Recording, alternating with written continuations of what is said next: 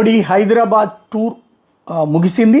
హెచ్ఐసిసిలో పలు అభివృద్ధి కార్యక్రమాలకు మోడీ శ్రీకారం చుట్టారు. 9,377 కోట్ల ప్రాజెక్టులకి ప్రధాని ప్రారంభోత్సవాలు చేశారు, శంకుస్థాపన చేశారు. కాకతీయ టెక్స్టైల్స్ పార్కును కూడా ప్రారంభించారు. వరంగల్కి సంబంధించిన దాన్ని గుడెబల్లూరు మహబూబ్ నగర్ 4 లైన్ల హైవేకి శంకుస్థాపన చేశారు. సైబరాబాద్ సామర్థ్యం అంతర్జాతీయమైంది. దేశాభివృద్ధిలో నగరం కీలక పాత్ర పోషిస్తోంది. ఈ ప్రారంభోత్సవాలతో ఉద్యోగ కల్పన జరుగుతుంది.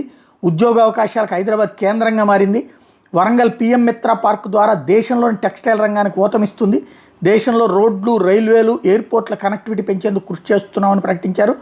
అదే సందర్భంలో తెలంగాణకి 5 వందే భారత్ ఎక్స్ప్రెస్ రైళ్లు ఇచ్చాం. తెలంగాణకి 6 అమృత్ భారత్ ఎక్స్ప్రెస్లు ఇచ్చాం. తెలంగాణ అభివృద్ధి చెందితే దేశం అభివృద్ధి చెందుతుంది. రాజకీయాలు మాట్లాడినాను రేవంత్ అన్నారు, నేను కూడా మాట్లాడను. 10 ఏళ్లలో గుజరాత్కి ఎన్ని నిధులు ఇచ్చామో తెలంగాణకు కూడా అంతే ఇచ్చేందుకు సిద్ధం. అట్లా చేస్తే మీకు సగం నిధులే వస్తాయంటూ ఓ రకంగా చురకా వేశారు. అదే సందర్భంలో అభివృద్ధికి సంబంధించి అంటే ఓ పక్కన కాంగ్రెస్ ముఖ్యమంత్రి అయ్యుండి కూడా ఆయన పిలవగానే వచ్చారు నరేంద్ర మోడీ. సైబరాబాద్ సామర్థ్యాన్ని ప్రధానంగా ప్రొజెక్ట్ చేసుకొచ్చారు. దేశంలో అద్భుతమైనటువంటి అభివృద్ధి సాధించాలన్నటువంటిది కూడా మోడీ ఈ సందర్భంగా ఆకాంక్షించడం అన్నటువంటిది కీలకం.